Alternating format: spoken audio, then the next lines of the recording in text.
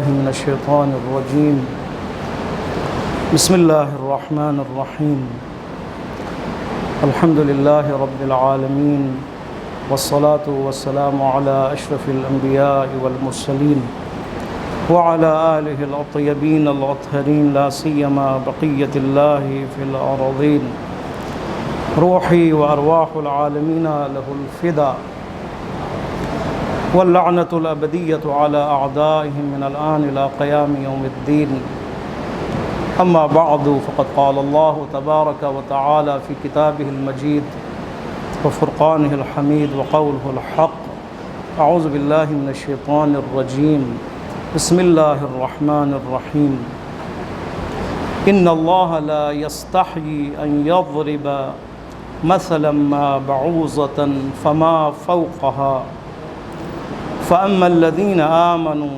فيعلمون أنه الحق من ربهم وأما الذين كفروا فيقولون ماذا أراد الله بهذا مثلا يضل به كثيرا ويهدي به كثيرا وما يضل به إلا الفاسقين۔ خداوند متعال کا لاکھ لاکھ شکر، اس پروردگار نے زندگی عطا فرمائی اور توفیق عطا فرمائی، مسجد مقدس میں اور اس روز مقدس ان کے بارگاہ میں، اللہ کی بارگاہ میں ہم حاضر ہوں اور سر بسجود ہوں اور ذاکر خدا بنیں۔ یہ خداوند متعال کی توفیق ہے، خاص کرم ہے اور خاص تفضل ہے۔ ہماری بات سورہ یاسین میں ہے اور تفسیر سورہ یاسین میں، اور آیت نمبر 26 میں ہم آج ہیں، جس کے بارے میں ہم مختصر گفتگو کریں گے۔ یقیناً قرآن مجید جس کا تعارف اللہ نے ابتدائے قرآن میں کیا ہے کہ قرآن کیا ہے، ھدی للمتقین، ہدایت ہے، ہدایت کی کتاب ہے، ہدایت کا قانون ہے، ہدایت پر مشتمل رول ہے۔ اس ہدایت کے لیے خداوند متعال نے بہت سی روشیں اختیار کی ہیں، بہت سے طریقے اختیار کیے ہیں، جہاں پر داستان اور واقعات بیان کیے ہیں، حقائق کو روشن کرنے کے لیے، حقیقتوں کو آشکار کرنے کے لیے۔ وہیں پہ پروردگار عالم نے مثالیں بیان کی ہیں، اور اس سے پہلے منافقین کی پہچان کے لیے خدا نے 2 مثالیں بیان کی تھیں، 2 ایگزامپل بیان کیے تھے، اور یہ مثالیں بیان کرنا ہدایت کی ایک روش ہے، سمجھانے کی ایک روش ہے، تاکہ انسان سمجھے، تاکہ انسان اس پہ غور کرے، تاکہ سمجھنے میں آسانی ہو۔ وَلَقَدْ ضَرَبْنَا لِلنَّاسِ فِي هَذَا الْقُرْآنِ مِنْ كُلِّ مَثَلٍ، یقیناً ہم نے بیان کیا ہے انسانوں کے لیے، للناس، لوگوں کے لیے، اس قرآن میں ہر مثال بیان کی ہے۔ جو بھی مثال انسان کی ہدایت کے لیے اور انسان کے سمجھانے کے لیے ضروری تھا، اللہ نے وہ مثالیں بیان کی ہیں۔ ایک اور آیت میں خداوند متعال ارشاد فرمایا وَتِلْكَ الْأَمْثَالُ نَضْرِبُهَا لِلنَّاسِ، یہ وہ مثالیں ہیں، مثالیں بیان کرنے کے بعد یہ وہ مثالیں ہیں، یہ وہ ایگزامپلز ہیں، نَضْرِبُهَا لِلنَّاسِ، جسے ہم بیان کرتے ہیں لوگوں کے لیے۔ وَمَا يَعْلَمُهَا وَمَا يَعْقِلُهَا إِلَّا الْعَالِمُونَ، ان مثالوں میں تعقل اور غور و فکر نہیں کرتے مگر عالموں کا کام ہے۔ مثالوں میں غور کرنا، مثالوں کو سمجھنا، مثالوں کو پرکھنا، مثالوں کے لیے سوال کرنا، مثالوں میں غور و فکر کرنا، یہ عالموں کا کام ہے۔ اس کے بارے میں تعقل نہیں کرتا کوئی، اس کے بارے میں عقل کو استعمال نہیں کرتا مگر عالم کرتا ہے، عالموں کا کام، عالموں کے لیے، جاہلوں کے لیے نہیں ہے۔ لیکن ایسے جاہل موجود ہیں کہ جنہوں نے اللہ کی دی ہوئی مثالوں پر اعتراض کیا ہے۔ یہ آیت اسی کے بارے میں، اللہ نے مثالیں دی ہمارے سمجھانے کے لیے، لیکن کافر اور نادان اور بے وقوف اور ضدی ایسے لوگ تھے کہ جنہوں نے اعتراض کیا۔ اب دیکھیں، غور کریں اس کے ترجمے پر، پھر آپ کو سمجھنے میں آسانی ہوگی۔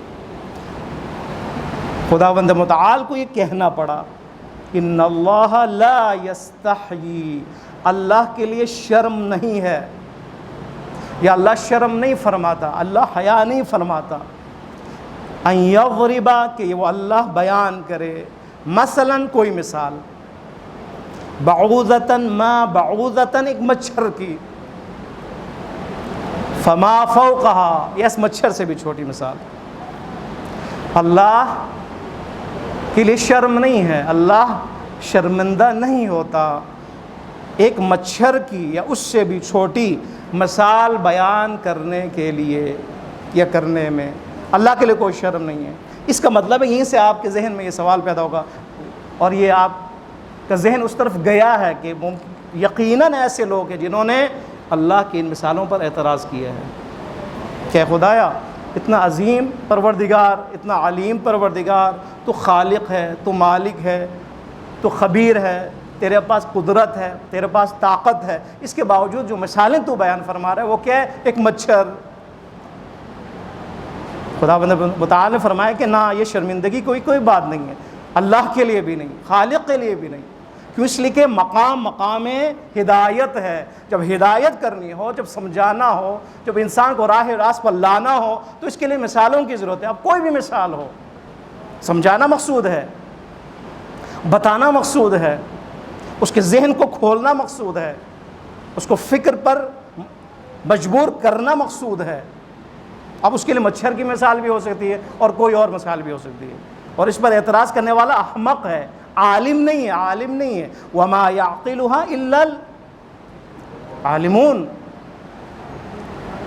جو تعقل نہیں کرتا، جو اعتراض کرتا ہے، ایسے لوگ ہیں، تعجب ہے، ایسے لوگ ہیں کہ جو خداوند متعال کی دی ہوئی مثالوں پر اعتراض کرتے ہیں۔ کتنا انسان جرأت پیدا کرتا ہے، کتنا انسان احمق بن جاتا ہے، کتنا انسان ضدی بن جاتا ہے۔ اور ممکن ہے بہت سے ایسے ہیں جن کو سمجھ نہ آتی ہو، ممکن ہے ایسے بھی ہوں جن کو سمجھ نہ آئے، یہ مچھر کی کیسی مثال ہے، آپ بیان کریں، عرش کی مثال بیان کریں۔ اے خدایا تو اتنا عظیم ہے، تجھے تو عرش ہو، سماوات ہو، زمین ہو، کہکشان ہو، پہاڑوں کی مثال بیان کرنا چاہیے، جبکہ خداوند متعال نے ہمارے سمجھانے کے لیے مچھر کی مثال بیان کی، عنکبوت کی مثال بیان کی، مکڑی کی مثال بیان کی ہمارے لیے۔ اس پروردگار نے قرآن میں مکھی کی مثال بیان کی ہمیں سمجھانے کے لیے۔ لیکن خداوند متعال کیا فرما رہا ہے؟ دو گروہ بن جاتے ہیں خود بخود ان مثالوں کے بعد، قرآن میں ان مثالوں کی موجودگی کے بعد یا ان کے نزول کے بعد دو گروہ پیدا ہو جاتے ہیں انسانوں کے، ایک کافر اور ایک مومن۔ فَأَمَّا الَّذِينَ آمَنُوا، لیکن وہ لوگ کہ جو ایمان لے کے آئے ہیں، فَيَعْلَمُونَ، وہ جانتے ہیں، أَنَّهُ الْحَقُّ مِنْ رَبِّهِمْ، یہ مثال جو بیان فرما رہا ہے یہ حق ہے۔ کیوں حق ہے؟ اس لیے کہ اس کے پروردگار کی طرف سے ہے۔ یہ حق ہے اس لیے کہ وہ ان کے پروردگار کی طرف سے یہ مثال بیان ہو رہی ہے، پروردگار بیان فرما رہا ہے۔ یہ مطیع انسان ہے، جو بھی خدا بیان کرے لبیک کہنے والے ہیں، قبول کرنے والے ہیں، اس کو حق ماننے والے ہیں۔ لیکن اس کے مقابلے میں وَأَمَّا الَّذِينَ كَفَرُوا، لیکن وہ لوگ کہ جو کافر ہیں، جنہوں نے انکار کیا ہے حق کا، اللہ کا انکار کیا، قرآن کا انکار کیا ہے، ہدایت کا انکار کیا، فَيَقُولُونَ مَاذَا أَرَادَ اللَّهُ بِهَذَا مَثَلًا، ان کی زبان جو ہے وہ شروع ہو جاتی کھلنا۔ وہاں پہ کہیں یہ تو حق ہے ان کے پروردگار کی طرف سے، لیکن یہاں پر یہ انسان جرأت پیدا کرتا ہے، اعتراض پیدا کرتا ہے، اعتراض کرنے لگتا ہے۔ یقولون، فیقولون، کہنے لگتے ہیں، ماذا اراد اللہ بہذا مثلا، اے خدایا کیا تیرا ارادہ اس مثال کے ساتھ، تو کیا چاہتا ہے؟ دیکھیں انسان گر جاتا نا اتنا، ما اراد اللہ بہذا مثلا، اللہ نے کیا ارادہ کیا اس مثال کے ذریعے سے؟ یعنی کہنا یہ چاہتے ہیں کہ یہ مثال نہ بیان کرتے بہتر تھا۔ اعتراض، انسان اعتراض کر رہا ہے، خدایا تو اور مثال بیان کر دیتا کیا ہوتا؟ مچھر کیا چیز ہے؟ جبکہ مچھر میں دانشمندان کہتے ہیں مچھر اگرچہ جثے کے لحاظ سے چھوٹی مخلوق ہے لیکن اس کے اندر ایک کائنات موجود ہے، اور بعض لوگوں نے مچھر کو ہاتھی سے تشبیہ دی ہے۔ اس کا جسم، اس کا قد نہیں، اس کا جسم، اس کے اندر جو پورا سسٹم ہے وہ ہاتھی کی طرح ہے، وہ جو ڈنگ مارتا ہے، جو اس کے ڈنگ ہے وہ ہاتھی کے سم کی طرح ہے، اور جس طرح ہاتھی کے دو دانت اندر سے کھوکھلے ہیں، اس مچھر کے بھی جو اندر جو جو دو ڈنگ ہے یا ایک ڈنگ ہے وہ اندر سے خالی ہے، اور یہ اتنا چھوٹی جسامت کا جاندار، اس جاندان کا اتنا نازک ڈنگ اس کے اندر خالی ہے، سپیس ہے، اور اسی سے یہ چوستا ہے خون۔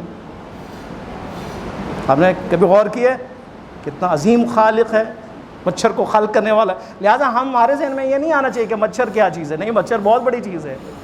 اس کے علاوہ اور سے بڑی خصوصیات بیان کی ہیں، آپ غور کریں، آپ جا کے سرچ کریں کہ مچھر کیا مخلوق ہے، کون سی مخلوق ہے، اس میں کتنی قدرت ہے، اور اس کی قدرت کا اندازہ ہم لگا سکتے ہیں، رات کو لگا سکتے ہیں جب یہ ڈنگ مارتا ہے اور ہمیں سونے نہیں دیتا، پھر اس کے بعد ہمیں اس کی قدرت کا خیال آ جائے، پھر اس کے لیے دوائی ٹکیاں لینے پڑتی ہیں، اس کے لیے باشردانی لینا پڑتا ہے، پھر اس کے لیے انسان بے سکون ہو جاتا ہے۔ بس اس کا مطلب ہے بہت قدرت ہے مچھر میں۔ بس یہ اعتراض کرنے والے نادان ہیں کہ جنہوں نے کہا خدا ہے مچھر کی کیوں مثال بیان کی، مچھر کی مثال بیان کی اور مچھر کو اتنی قدرت دی کہ جو انسان اتنا بڑا عظیم اور تکبر رکھنے والے انسان کے سکون کو بھی برباد کر سکتا ہے۔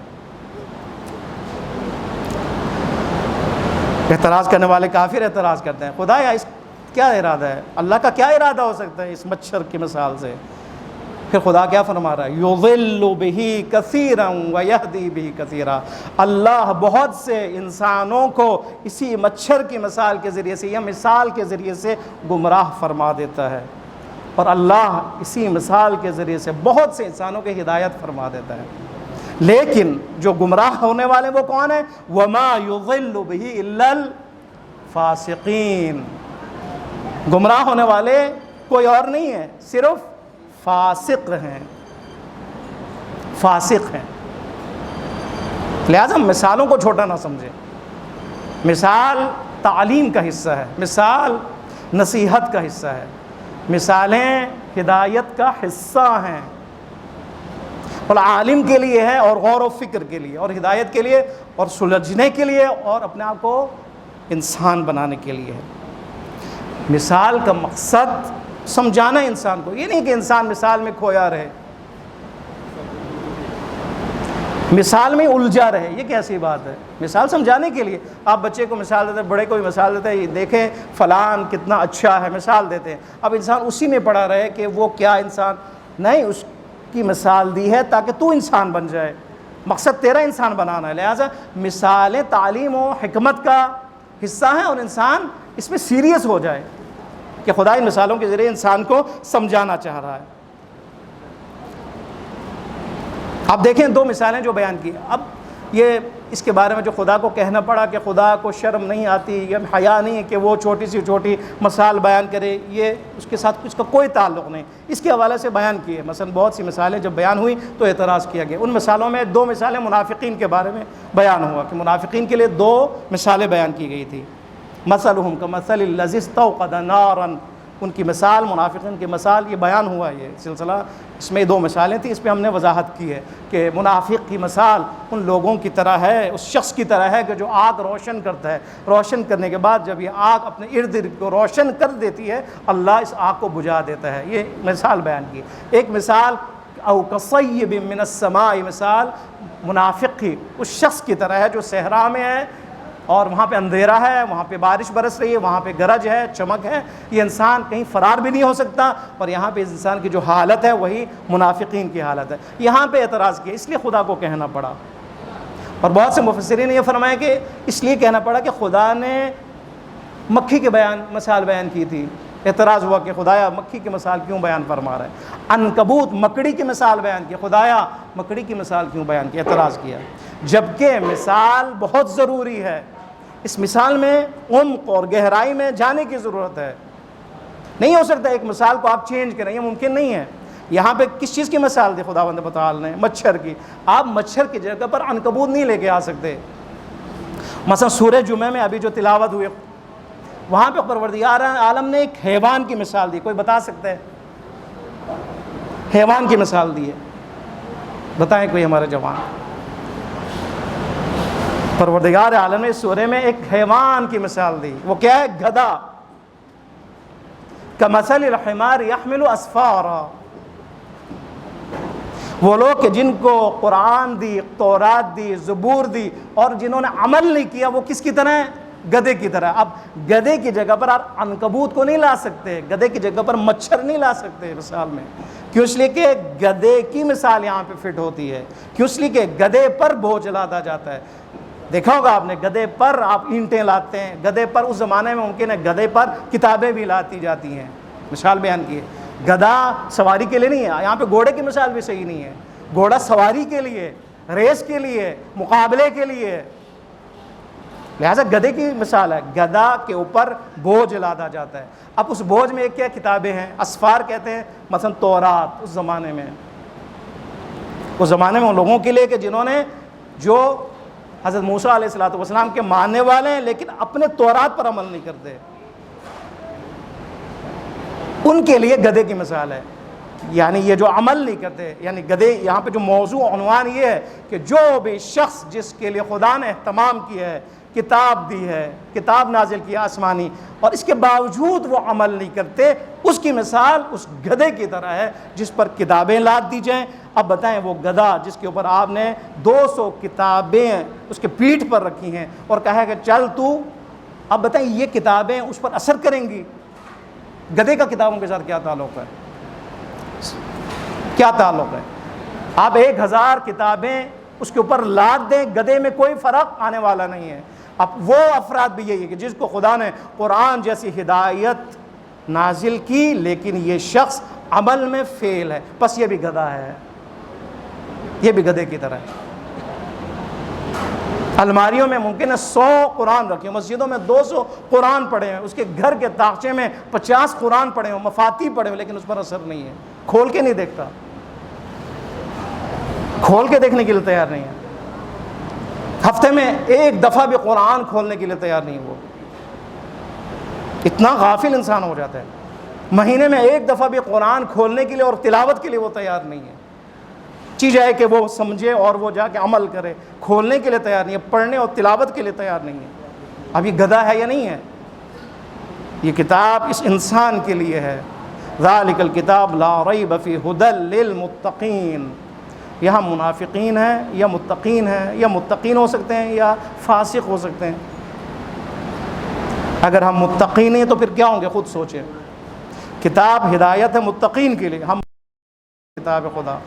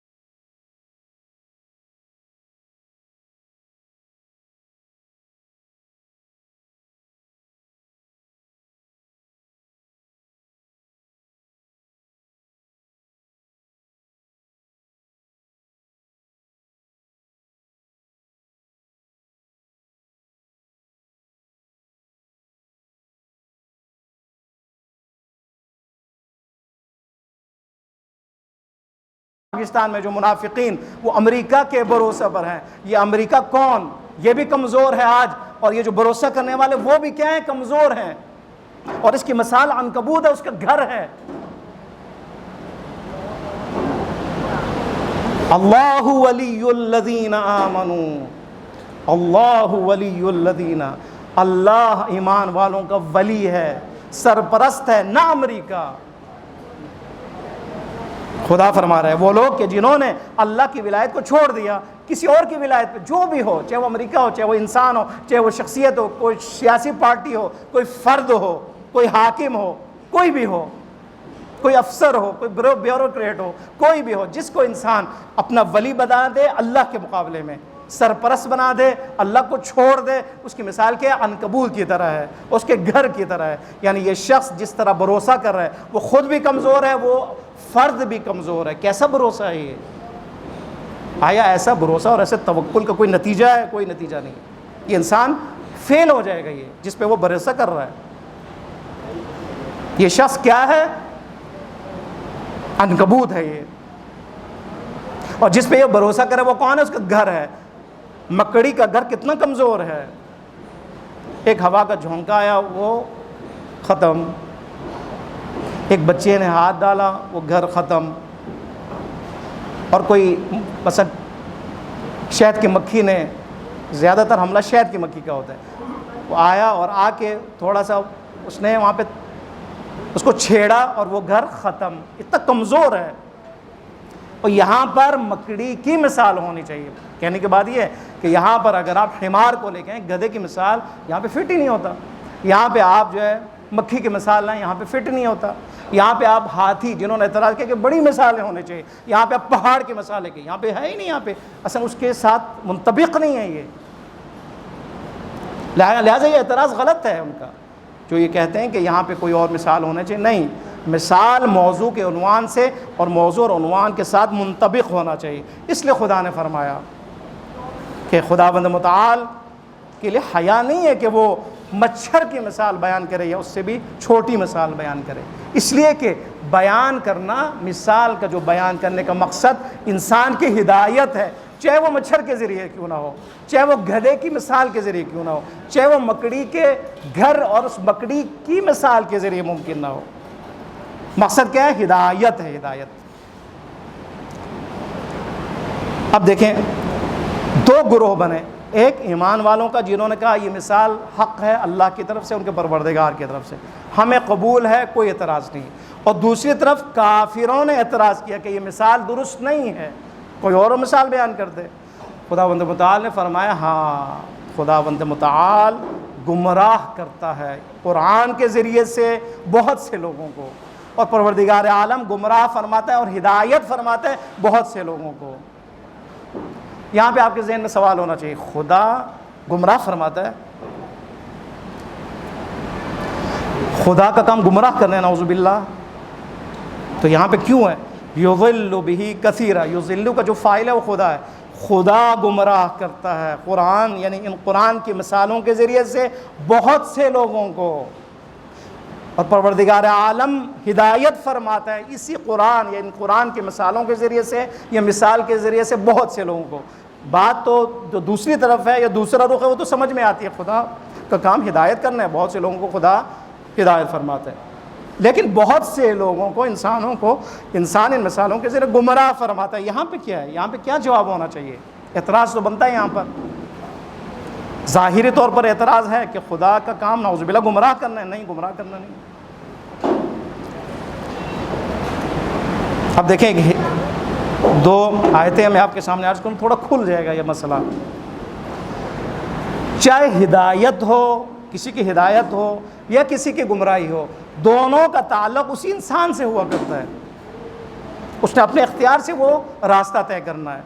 چاہے ہدایت پہ آنا چاہتا ہو، انسان اپنی مرضی سے آتا ہے، چاہے انسان گمراہ ہو پھر بھی وہ اپنی مرضی سے آتا ہے۔ اب دیکھیں ہدایت کے لیے خداوند متعال نے ایسا نہیں کہ خدا نے ہدایت کرنے والے کے ہاتھ کو پکڑ کر اس کو زبردستی ہدایت کی طرف کھینچا ہوں، ایسا نہیں ہے۔ مثلا یہدی الیہ من اناب، خدا ہدایت فرماتا ہے اپنی طرف من اناب، جو خدا کی طرف آئے اس کو اس کی ہدایت فرماتا ہے، جو نہ آئے اس کی کیسی ہدایت ہوگی؟ زبردستی یہاں پہ جبر ہے، جبر نہیں ہے۔ ایک اور آیت، یہدی بہ اللہ من اتبع رضوانہ، اس کی طرف ہدایت کرتا ہے، ہدایت فرماتا ہے اللہ کس کی؟ من اتبع رضوانہ، جو اللہ کے رضوان اور اللہ کی خوشنودی کی اتباع کرتا ہے، یعنی جو بھی انسان خدا کی خوشنودی اور رضا کی چاہت رکھتا ہے اس کی خدا ہدایت کرتا ہے۔ بس یہاں پہ بھی جبر نہیں ہے، پہلے ہمیں خدا کی خوشنودی کا حصول، اس کی نیت کرنی ہوگی، اس کا ارادہ کرنا ہوگا، یعنی میں خدا کی خوشنودی کے لیے زندگی گزاروں گا۔ میں اگر ارادہ کروں گا تو خدا ہدایت فرمائے گا، ایسا نہیں کہ میں ارادہ نہ کروں تو خدا ہدایت فرمائے گا۔ واضح ہے، یہدی بہ اللہ من اتبع رضوانہ، خدا ہدایت فرماتے اس کی یا اس کی طرف یا اس کی کہ جو اتباع کرے، پیروی کرے اس کی رضا کی۔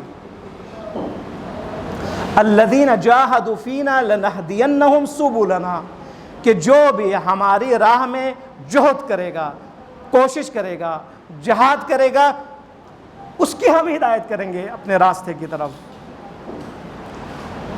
جہد یا جہد مسلسل، مکمل یا مسلسل کوشش، انتھک کوشش کے بغیر خدا مدد نہیں فرماتا۔ ارادہ ضروری ہے، ارادے کے بعد جہد ضروری ہے، ارادہ ضروری ہے، اس کے بعد جہاد ضروری ہے، ارادہ کرنے کے بعد کوشش ضروری ہے، ارادہ کرنے کے بعد مجاہد بننے کی ضرورت ہے، پھر بھی ہدایت نہیں فرماتا۔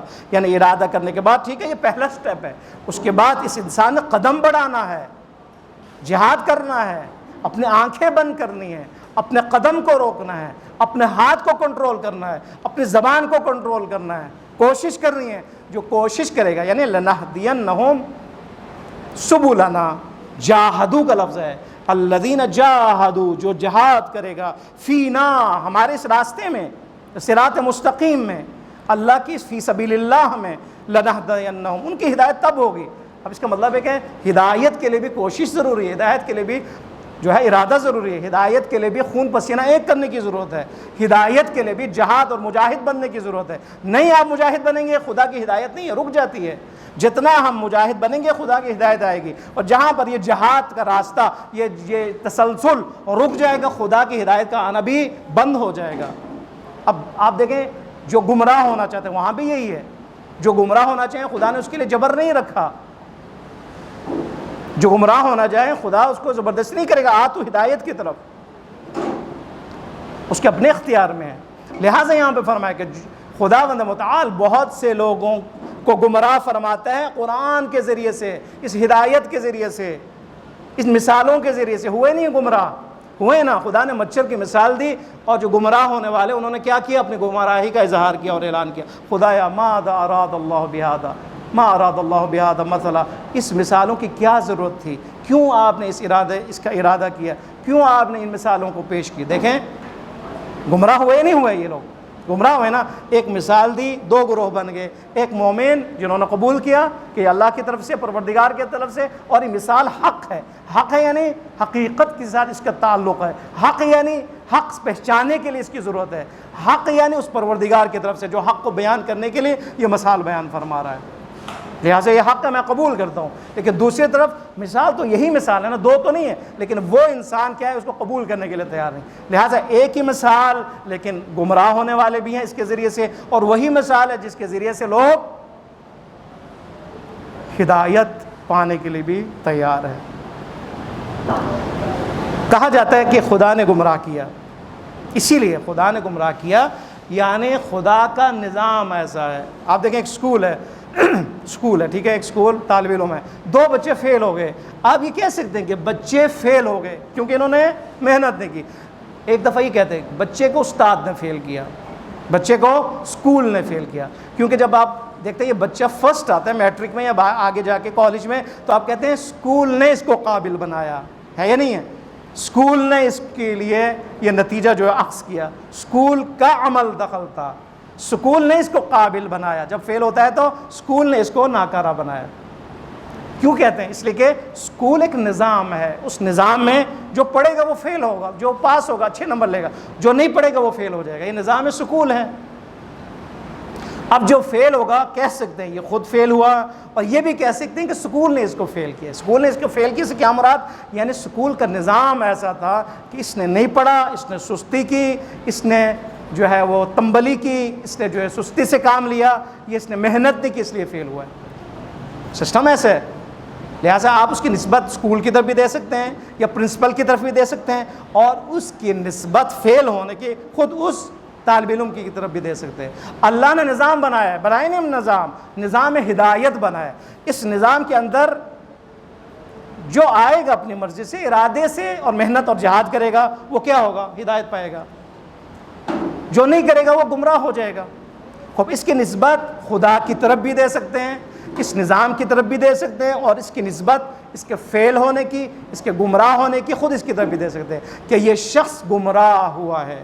یہ بھی کہہ سکتے ہیں اللہ نے اس کو گمراہ۔ کوئی بھی مصیبت ہے خدا پہ اعتراض نہ کرے، کوئی بھی مسئلہ پیش ہے خدا پر اعتراض نہ کرے، فیل ہو جائیں پھر بھی خدا پر اعتراض نہ کرے، اگر کوئی مسئلہ ہو رزق تنگی کا پھر بھی خدا پر اعتراض نہ کرے۔ کیوں؟ اس لیے کہ خدا عادل ہے۔ خود مسئلہ کیا؟ مسئلہ میرے اندر ہے اور نظام کی وجہ سے ہے۔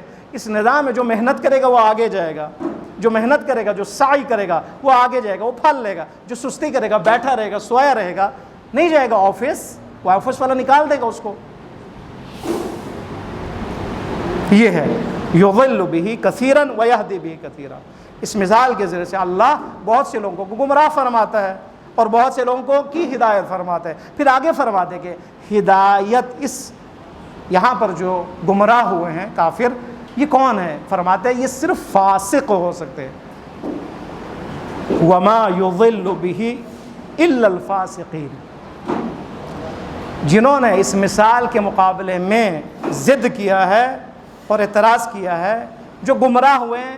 کون گمراہ ہوگا؟ ہر انسان گمراہ نہیں ہوگا، فاسق گمراہ ہوگا۔ وما یضل بہ، اللہ گمراہ نہیں کرتا اس قرآن کے ذریعے سے، اس مثال کے ذریعے سے، مگر فاسقین کو۔ فاسق کو، فاسق کسے کہا جاتا ہے؟ کہ بہت اہم، انشاءاللہ اگلے نشست میں انشاءاللہ اس پہ تفصیلی گفتگو کرنے کی کوشش کریں گے۔ فاسق کسے کہا جاتا ہے؟ فسق اس کھجور کے گٹلی کو کہتے ہیں کہ جب یہ گٹلی پک کے گرتا ہے اور گرنے کی وجہ سے، اس پریشر کی وجہ سے اس کی گٹلی اچھل کر باہر نکل آتی ہے۔ اس گٹلی کے نکلنے کو، اس غلاف سے، اس کھجور کے جو حصار ہے اس سے، اس پریشر کی وجہ سے اس کو کہتے ہیں فسق۔ فسق من التمرہ، یعنی کھجور کی گٹلی فسق، یہ خارج ہو گئی، یہ نکل گئی۔ عرب والے استعمال کرتے ہیں جب کھجور کی گٹلی خارج ہو جائے، نکل رہا ہے باہر اور گر جائے باہر زمین پر، اسے کیا کہتے ہیں؟ فسق۔ قرآن نے اسی لفظ کو ہماری ہدایت کے لیے استعمال کیا۔ فسق یعنی وہ انسان کے جو ایمان سے نکل آئے، وہ انسان کے جو دین سے باہر نکل آئے، وہ انسان کے جو بندگی سے خارج ہو جائے، اس کو کیا کہا جاتا ہے؟ فسق۔ اور اس شخص کو کیا کہا جاتا ہے؟ فاسق۔ یعنی فاسق جو بندگی سے نکل آ جائے، جو بندگی سے نکل آئے، اس گٹھلی کی طرح کھجور کی، یہ بھی نکل آ گیا، یہ باہر نکل آئے اس حصار سے، اس ریڈ لائن کو کراس کرنے والا، جو نکل آنے والا، بندگی سے خارج ہونے والا۔ اب اس میں کافر بھی ہیں، کافر بھی فاسق ہو سکتا ہے، اور اس میں کیا ہے؟ کافر 100% فاسق ہے، اس لیے کہ فاسق وہ ہے کہ جو خدا کی بندگی سے نکل آئے، اس نے اللہ کی بندگی کو اصلا انکار کیا ہے، وہ کافر بھی فاسق ہے۔ اور ایک مسلمان بھی فاسق بن سکتا ہے جب وہ نکل آتا ہے خدا کی بندگی سے، جب وہ اللہ کی بندگی سے نکل آئے۔ ممکن ہے ایک انسان دن میں 10 دفعہ اللہ کی بندگی سے نکل آئے، لہٰذا وہ فاسق ہے۔ وہ توبہ کرے گا تو خدا کی بندگی میں چلا جائے گا، دوبارہ مومن بن جائے گا۔ کتنا خوبصورت خدا نے نظام بنایا توبہ کا اور معافی کا اور بخشش کا، کہ انسان فاسق بن جاتا ہے لیکن خدا نے راستہ کھول دیا کہ وہ مومن بھی بن سکتا ہے دوبارہ۔ اسی لیے فرمایا ان جاءکم فاسق بنبأ فتبینوا، کوئی بھی فاسق اگر کوئی خبر لے کے آئے تو اس کو قبول نہیں کرو، کیونکہ یہ فاسق ہے۔ کوئی بھی شخص، کوئی بھی میڈیا والا، کوئی بھی اینکر، کوئی بھی شخص، کوئی اس وجہ سے مشہور ہو کہ جھوٹا ہے، وہ فاسق ہے۔ غلط خبریں لے کے آتا ہے، غلط خبریں پیش کرتا ہے، غلط خبریں جو ہے نا وہ پھیلاتا ہے۔ قرآن کے ان جاءکم، اگر تمہارے پاس کوئی فاسق کوئی خبر لے کے آئے، فتبینوا، اس کے بارے میں تحقیق کر لینا۔ ایسا نہ ہو کہ تحقیق کیے بغیر تم غلط اس حصار میں جو ہے پھنس جاؤ اور حالات چینج ہو جائے۔ پاکستان کے جو حالات جو چینج ہوتے ہیں، انسان جو بحران میں چلا جاتا ہے، اس میں سب سے بڑا کردار کیا ہے؟ جھوٹی خبروں کا ہے یا نہیں ہے؟ ہے۔ چاہے وہ جھوٹی خبریں پھیلانے والا کوئی میڈیا ہو، چاہے وہ ایک شخص ہو، فاسق ہے وہ، فاسق۔ من لم يحكم بما انزل اللہ، جو بھی حکم کرے جو بھی اللہ نے جو حکم انسان کو دی ہے اس کے بغیر کوئی اس کو چھوڑ کر کوئی حکم کرے وہ کیا ہے؟ فَأُولَٰئِكَ هُمُ الْفَاسِقُونَ، یہ لوگ فاسق ہیں، خدا کے حکم کو چھوڑ کر اپنی مرضی چلا رہا ہے۔ وہ جج کہ جو حقائق بیان نہیں کر رہا، حکم اور ہے لیکن کچھ اور بیان کر رہا ہے، وہ جج جو فیصلہ کرتا ہے کوئی اور فیصلہ کرتا ہے۔ پاکستان کی حالات کی خرابی میں جہاں میڈیا کا کردار ہے وہاں پر ججوں کا کردار ہے۔ کیوں؟ اس لیے کہ فاسق ہے، فاسق ہیں۔ قرآن کی صریح آیت، من لم یحکم، جو بھی حکم نہ کرے، بما انزل اللہ، اللہ نے جو نازل کیا وہ اس حکم کے مطابق جو بھی حکم نہ کرے، فاولئک هم الفاسقون، وہ لوگ فاسق ہیں۔ حکم خدا ہے، انصاف، اگر انصاف کرو گے تو آپ فاسق نہیں ہو، مومن ہو۔ آپ کو پتہ ہے یہ غلط ہے اور آپ کہہ رہے ہو یہ غلط نہیں ہے، یا آپ کو پتہ ہے یہ صحیح ہے آپ کہہ رہے ہو غلط ہے، کیسے؟ اس کا مطلب ہے فاسق ہو، اس لیے کہ آپ خدا کی بندگی سے نکل گئے ہو، دین سے نکل گئے ہو۔ دین نے کہا جھوٹ نہیں بولنا، دین نے کہا جھوٹی خبریں نہیں پھیلانا، آپ پھیلا رہے ہو، وہ شخص پھیلا رہا ہے، فاسق ہے۔ دین نے کہا حکم خدا کے مطابق آرڈر کرنا ہے، آپ اس کی خلاف ورزی کر رہے ہو، فاسق ہے، اس لیے کہ آپ خدا کی بندگی سے نکل گئے ہو، عبد شیطان بن گئے ہو، عبد پیسہ بن گئے ہو، عبد ڈالر بن گئے ہو۔ انہیں خریدا جا سکتا ہے اور خریدا جا رہا ہے، پتہ نہیں آج حالات کیا ہوں گے نہیں پتہ، خدا خیر کرے انشاءاللہ۔ ایک دفعہ پھر ایک ترجمہ سرسری طور بتا کے انشاءاللہ آگے فسق کے حوالے سے انشاءاللہ گفتگو کرنے کی کوشش کیا جائے گا۔ ان اللہ، یقیناً اللہ، لا یستحی، شرم نہیں فرماتا، ان یضرب، کہ وہ بیان کرے، مثلا ما بعوضۃ، مچھر جیسی مثال، فما فوقہا، یا مچھر سے بھی چھوٹی مثال۔ خدا کے لیے کوئی شرم و حیا نہیں ہے۔ فاما الذین آمنوا، لیکن وہ جو ایمان لے کے ہیں، فیعلمون، وہ جانتے ہیں، کیونکہ ایمان ہے، وہ جانتے کہ انہ الحق من ربہم، یہ مثال اللہ ان کے پروردگار کی طرف سے ہے۔ واما الذین کفروا، لیکن جو کافر ہیں، فیقولون، وہ بولتے ہیں، وہ بولنے لگتے ہیں، اعتراض کرنے لگتے ہیں، ماذا اراد اللہ بہذا مثلا، خدا کا اس مثال سے کیا ارادہ ہے؟ یضل بہ کثیرا، اسی لیے خدا گمراہ فرماتا ہے اس مثال کے ذریعے سے، یہ اس قرآن کے ذریعے سے، اس قرآنی مثالوں کے ذریعے سے بہت سے لوگوں کو، وَيَهْدِي بِهِ كَثِيرًا، اور خدا اسی مثال، یہ اس قرآن کی آیتوں کے ذریعے سے بہت سے لوگوں کی ہدایت فرماتا۔ لیکن گمراہ کرنے والے کون ہیں؟ وَمَا يُضِلُّ بِهِ إِلَّا الْفَاسِقِينَ، گمراہ ہونے والے یعنی جن کو اللہ گمراہ فرما رہا ہے وہ کون ہیں؟ فاسق، فاسق کے علاوہ کوئی نہیں ہے۔ کیوں فاسق انسان گمراہ ہو رہا ہے؟ اس لیے کہ وہ اس کھجور کے اس گٹھلی کی طرح ہے کہ جس نے اپنے آپ کو باہر نکال دیا ہے، خوب اپنی مرضی شامل ہے۔ یہاں پہ کہاں ہے خدا گمراہ فرماتے ہیں کثیر کو، لیکن خود اس آیت میں دلیل موجود ہے کہ جبر نہیں ہے۔ کیوں؟ خدا نے خود فرمایا کہ کوئی کسی کو خدا گمراہ نہیں فرماتا مگر فاسق۔ پس فاسق کون؟ کہ جو خود اپنے آپ کو باہر نکالنے والا ہے۔ فاسق کون؟ کہ جس نے خود اپنے ایمان کے اس دائرے سے اپنے آپ کو نکالا ہے، خارج کیا ہے۔ فاسق کون؟ کہ جس نے اپنے آپ کو حق کے دائرے سے یا حق راستے سے الگ کیا، بس خود وہ کر رہا ہے نا، اپنی مرضی سے کر رہا ہے، وہ فسق کا راستہ اس نے خود اپنایا ہے۔ لیکن نظام کیونکہ اللہ کا نظام ہے، لہٰذا خدا نے فرمایا کہ میں گمراہ کر رہا ہوں یا میں ہدایت کر رہا ہوں۔ انشاءاللہ خداوند متعال کی بارگاہ میں دعا کرتے ہیں، پروردگارہ ان آیات قرآن کے صدقے میں، اس کے توسل سے ہم دعا مانتے ہیں، پروردگارہ ہمیں قرآن کو سمجھنے کی توفیق عطا فرمائے۔